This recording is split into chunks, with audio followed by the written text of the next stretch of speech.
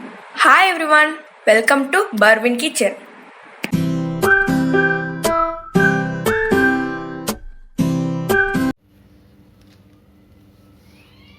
இன்றைக்கி நம்ம என்ன ரெசிபி பார்க்க போகிறோம்னு பார்த்தீங்கன்னா பாவக்காய் புளிக்குழம்பு.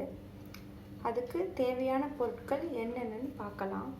அதுக்கு பார்த்தீங்கன்னா பாவக்காய் நான் இந்த மாதிரி கட் பண்ணி சால்ட் போட்டு கொஞ்சம் நேரம் ஊற வச்சுருக்கேன்.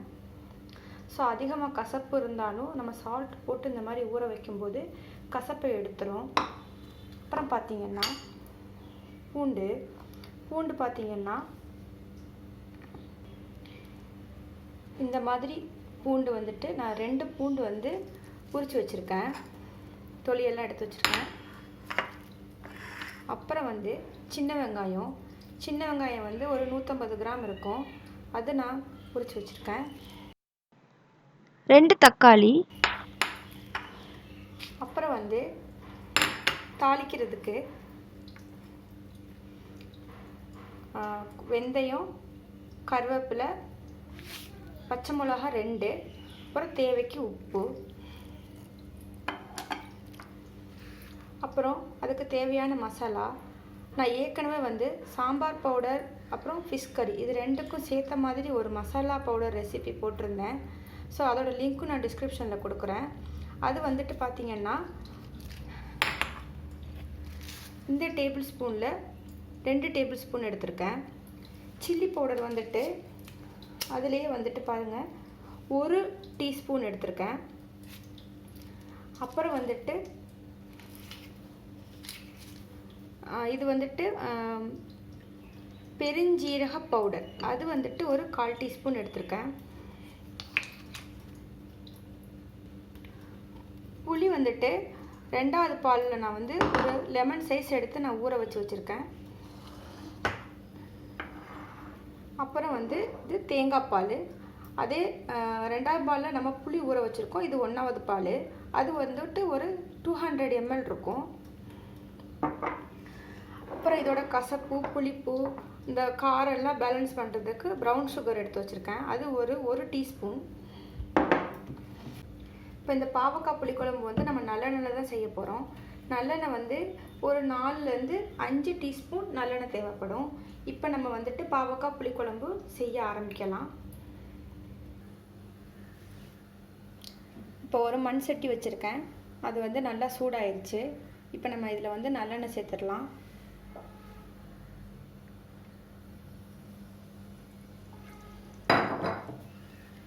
இந்த ரெசிபிக்கு வந்துட்டு கொஞ்சம் நல்லெண்ணெய் கூடுதல் சேர்க்கணும், அப்போ தான் நல்ல ஃப்ளேவர் கிடைக்கும். எண்ணெய் சூடாயிருச்சு. இப்போ பார்த்தீங்கன்னா நான் தேவையான பொருட்கள் சொல்லும்போது பெருங்காயத்தூள் சொல்ல மறந்துட்டேன், அது ஒரு 1/4 டீஸ்பூன். எண்ணெய் சூடாயிருச்சு, இப்போ நம்ம பெருங்காயத்தூள் சேர்த்துக்கலாம்.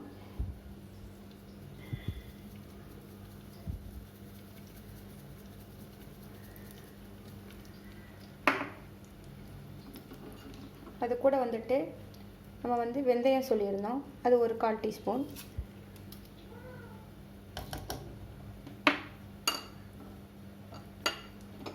இப்போ வந்து பச்சை மிளகாயும் கருவேப்பிலையும் சேர்த்துடலாம்.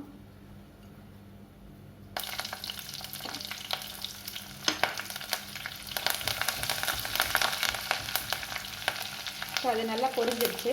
இப்போ நம்ம சின்ன வெங்காயத்தை வந்து நான் கட் பண்ணாமல் தான் வச்சுருக்கேன், அப்படியே முழுசாக சேர்த்துடுறேன்.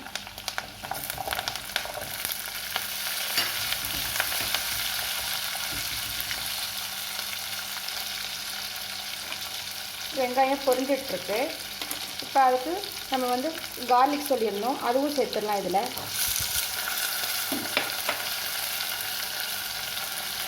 இப்போது இதுக்கு கொஞ்சம் உப்பு சேர்த்துக்கலாம் வதங்குறதுக்கு. எல்லாம் சேர்த்து நல்லா வதங்கட்டும். தக்காளி பார்த்திங்கன்னா நல்லா பழமாக 2 தக்காளி எடுத்திருக்கேன், அதை இந்த மாதிரி கட் பண்ணி வச்சுருக்கேன். வெங்காயம் வந்துட்டு ஒரு 1/2 குக்காகவும் நம்ம வந்து இந்த தக்காளியை சேர்த்துடலாம்.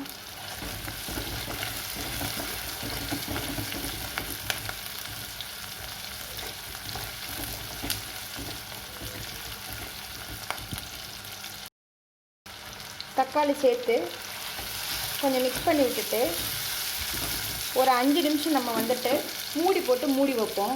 அப்போ தான் நல்லா தக்காளி வந்து நல்லா நமக்கு மசிஞ்சு வரும். அதுக்கப்புறம் நம்ம வந்துட்டு பாவக்காய் மசாலா எல்லாம் சேர்த்துக்கிறலாம். இப்போ பாருங்கள், நல்லா தக்காளி எல்லாம் நல்லா வதங்கி இந்த மாதிரி எண்ணெய் விட்டு சுருண்டு வந்திருக்கு. இந்த டிஷ்ஷுக்கு பார்த்திங்கன்னா வெங்காயம் வந்து ஃபுல்லாக வந்து குக் ஆகக்கூடாது, இந்த மாதிரி தான் இருக்கணும். அப்போ தான் நமக்கு வந்து பாவக்காயில் உள்ள கசப்பு வந்து பேலன்ஸ் ஆகும். இப்போ பார்த்திங்கன்னா நான் ஏற்கனவே உப்பு போட்டு ஊற வச்சுருந்தேன்ல பாவக்காய், அதெல்லாம் தண்ணி ஊற்றி கழுவி எடுத்துருக்கேன். ஏன்னா நம்ம கறியில் வந்து அதிகமாக உப்பாயிடும். இப்போ இந்த பாவக்காயை இதில் பிழிஞ்சு சேர்த்துடலாம். இந்த எண்ணெயிலே சேர்த்து திருப்பி ஒரு 5 மினிட்ஸ் வந்து குக் பண்ணணும் மூடி வச்சு.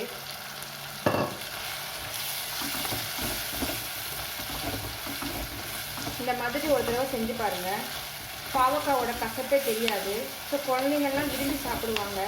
சாதாரணமாக நம்ம வீட்டில் வந்து குழந்தைங்க வந்து பாவக்காய் சாப்பிட மாட்டாங்க. ஏன் சாப்பிட மாட்டாங்கன்னு பார்த்தீங்கன்னா அது அதிகமான கசப்பாக இருக்கும். ஸோ அதனாலவே சாப்பிட மாட்டாங்க. இந்த மாதிரி செஞ்சு கொடுத்தீங்கன்னா அவங்களுக்கு கசப்பு தெரியாது, ஸோ விரும்பியும் சாப்பிடுவாங்க. அதை மூடி போட்டு ஒரு 5 நிமிஷம் திருப்பி வேக வைக்கலாம். இப்போ பார்த்திங்கன்னா பாவக்காவும் ஓரளவு வதங்கிடுச்சு. இப்போ நம்ம அதில் வந்துட்டு இதை 3ஐயும் இப்போ இதை எண்ணெயில் சேர்த்துடலாம்.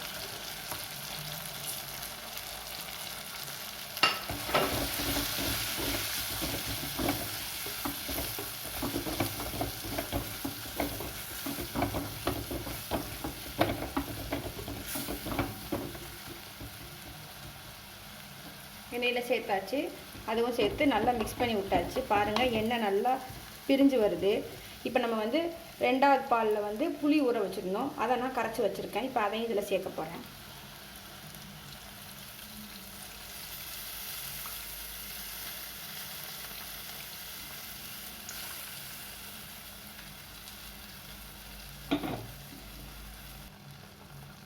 இப்போ அதையும் மிக்ஸ் பண்ணி விட்டுட்டு 2ஆம் பால் எனக்கு வந்து கொஞ்சம் கூடுதலாக இருந்துச்சு. ஸோ தண்ணிக்கு பதிலாக நான் அது 2வது பாலையே சேர்க்குறேன். இது நல்லா கொதித்து சுருண்டு வரட்டும். ஏற்கனவே நம்ம வந்துட்டு ஃபஸ்ட் பால் எடுத்து வச்சுருக்கோம், அதை வந்துட்டு அப்புறமா கடைசியாக சேர்த்து ஒரு கொதிக்க விட்டுட்டு இறக்கிக்கிறலாம். இப்போ இதை நம்ம மூடி போட்டு ஒரு 5லேருந்து 7 நிமிஷம் இப்படியே கொதிக்க விடுவோம்.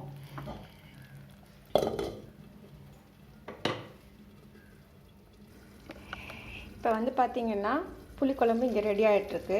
இந்த ரெடி ஆகிற நேரத்தில் நம்ம வந்து ஒரு பொரியல் ரெடி பண்ணிடலாம். என்னென்னு பார்த்திங்கன்னா உருளைக்கிழங்கு பொரியல். அதுக்கு நான் வந்துட்டு நல்ல பெரிய உருளைக்கிழங்கு 3 உருளைக்கிழங்கு இந்த மாதிரி நான் கட் பண்ணி வச்சுருக்கேன். அதை கூட கருவேப்பிலை வச்சுருக்கேன். இப்போ நம்ம தாளிக்க ஆரம்பிச்சிடலாம். சாதாரணமாக நம்ம வந்து உருளைக்கிழங்கு பொரியலுக்கு கொஞ்சம் எண்ணெய் அதிகமாக ஊற்றணும். நான் ஒரு 4லேருந்து 5 டீஸ்பூன் வந்து ஆயில் சேர்த்துருக்கேன். அதில் வந்து பார்த்திங்கன்னா பெருங்காயத்தூள் 1/4 டீஸ்பூன் போதும், அது சேர்த்துக்கிறேங்க.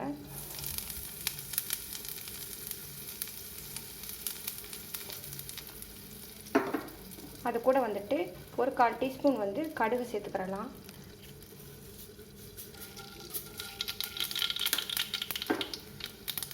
அதுவும் சேர்த்துட்டு இப்போ நம்ம வந்து உருளைக்கிழங்கு சேர்த்துடலாம். கடுகு நல்லா வெடிச்சிருச்சு.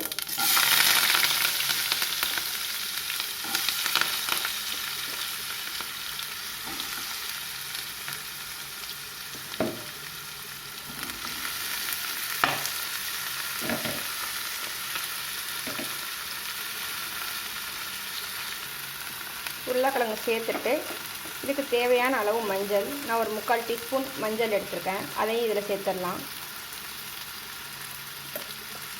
இப்போ இது எல்லாத்தையும் மிக்ஸ் பண்ணி விட்டுடலாம். இந்த உருளைக்கிழங்கு பொரியலுக்கு வந்து மிளகாய் பொடி தான் சேர்க்கணும். அது வந்துட்டு உருளைக்கிழங்கு வந்து ஒரு 3/4 பதம் வெந்து வரும்போது நம்ம கடைசியாக சேர்த்துக்கிறலாம். இப்போ இதை வந்து நல்லா மிக்ஸ் பண்ணி விட்டுக்கிடலாம்.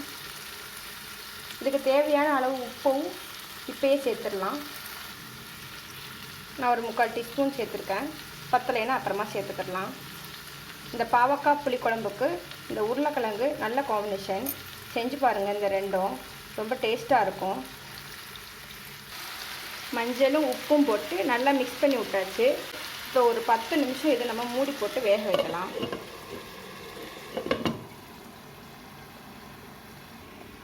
இப்போ பாவக்காய் கறி எப்படி வந்திருக்குன்னு பார்க்கலாம்.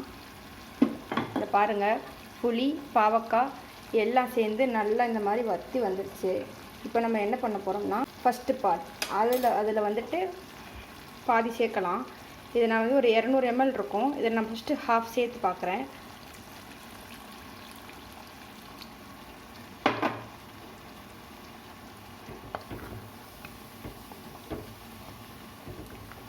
உப்பு புளிப்பு கசப்பு எல்லாம் பேலன்ஸ் ஆகுதான்னு பார்த்துக்கலாம். பத்தலைன்னா இன்னும் கொஞ்சம் தேங்காய் பால் சேர்த்துக்கலாம். இந்த டைம் நம்ம என்ன பண்ணிடலாம், நம்ம ஏற்கனவே சொல்லியிருந்தோம் ப்ரௌன் சுகரு, அதில் ஒரு அரை டீஸ்பூன் நான் சேர்க்குறேன். அதையும் சேர்த்து நல்லா மிக்ஸ் பண்ணி விட்டுட்டு நம்ம திருப்பி மூடி போட்டு கொதிக்க விடலாம். நல்லா எண்ணெயெல்லாம் பிரிஞ்சு வரணும். இப்போ மூடி வச்சிடலாம்.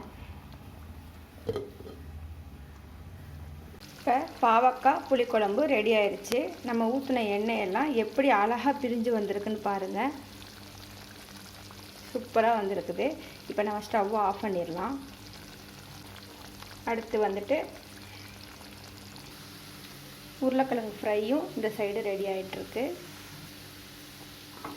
அதில் உள்ள தண்ணி சத்தெல்லாம் போய் இந்த மாதிரி நல்லா சுருண்டு வந்துட்டுருக்கு. அரைப்பதம் வெந்துடுச்சு. இன்னும் கொஞ்சம் நேரம் வேகணும். அதுக்கப்புறம் நம்ம வந்துட்டு சில்லி பவுடர் சேர்த்து இறக்கிடலாம். இப்போ பாருங்கள், உருளைக்கிழங்கு நல்லா இந்த மாதிரி ரோஸ்ட் ஆகி வந்துருச்சு. இப்போ நம்ம என்ன பண்ண போகிறோம்னா சில்லி பவுடர் சேர்க்கலாம். இது வந்து காஷ்மீரி சில்லியும் நார்மல் சில்லியும் மிக்ஸ் பண்ணி நான் பொடி பண்ணி வச்சுருக்கேன் மிடில் கொடுத்து. இப்போ இதில் வந்து நம்ம ஒரு 1.5 டீஸ்பூன் சேர்த்துடலாம். சில்லி பவுடர் சேர்த்தாச்சு. இப்போ நம்ம மெதுவாக இதை மிக்ஸ் பண்ணி விட்டுறலாம்.